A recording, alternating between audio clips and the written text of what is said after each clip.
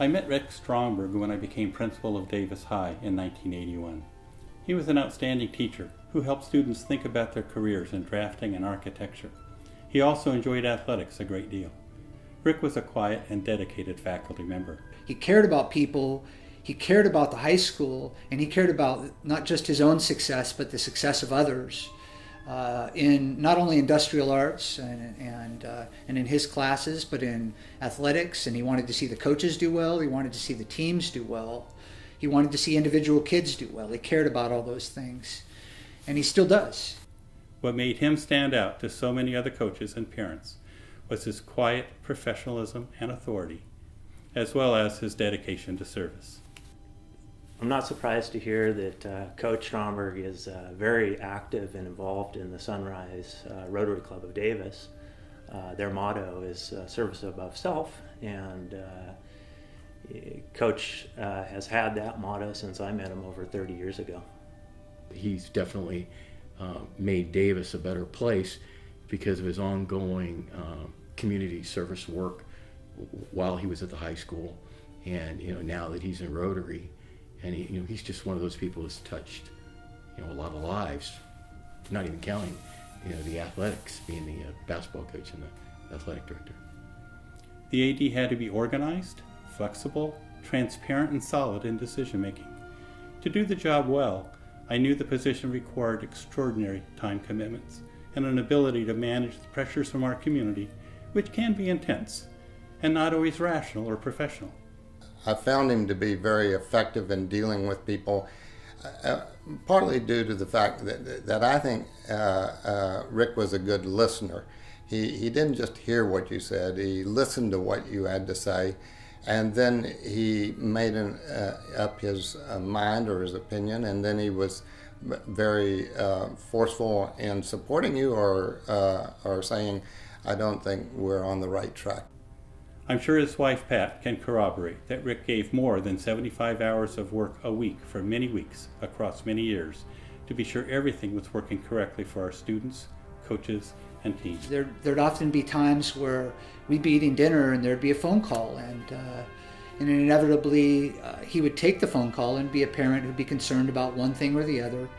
As Davis parents are so interested, as we all know, and so engaged with their children, and he'd really spend the time. He'd sometimes spend 20, 30 minutes, 40 minutes away from the dinner table talking to these parents and discussing it with them. And it was really a balance he'd have to create between supporting his coaches and his outreach to the parents also. And that's not an easy task. And I was always amazed at how patient he was and supportive he was of both the parents and the coaches.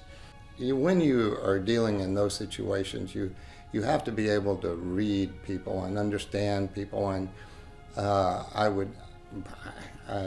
put coaches in the category of having major egos. We all have an ego, but some more so than others. So how you deal with people like that and how you really interact with them was really his strong suit. He and I worked through the implementation of Title IX so that our young women athletes were treated fairly and equitably. That was not always an easy transition, but Rick always advocated for fairness and equality for all student athletes. Rick was right there at that cutting edge. Right now we're at the other end where we see so many women playing sports today, but those early years of the 80s and moving into the early 90s were huge, and if you didn't have an athletic director that was so committed to getting women playing sports, it would never have been successful. I will always be grateful to Rick for what he gave both to the instructional program that we now call School to Career and for what he enabled us to do for students and coaches in athletics.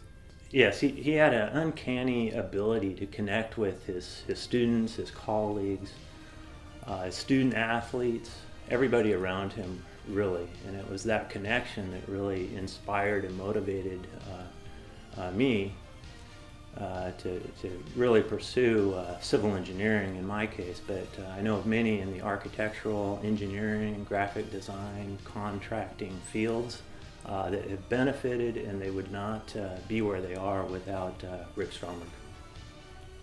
Personally, I want to thank you for all you gave to me and to others so we could have an outstanding high school and an outstanding high school athletic department and programs for so many students.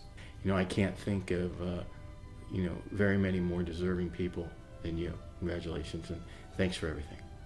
Your coaching, your mentoring, your inspiration to all of those that you touch. So enjoy this honor with your colleagues, with your friends, and with your great family. And I know everyone in all my years of working at the high school appreciate everything that you have ever done for all the kids that went through, but also the coaches. Thanks a million. I want to give you the best congratulations I possibly can, and I'm really proud of you, and it's just a great thing to see.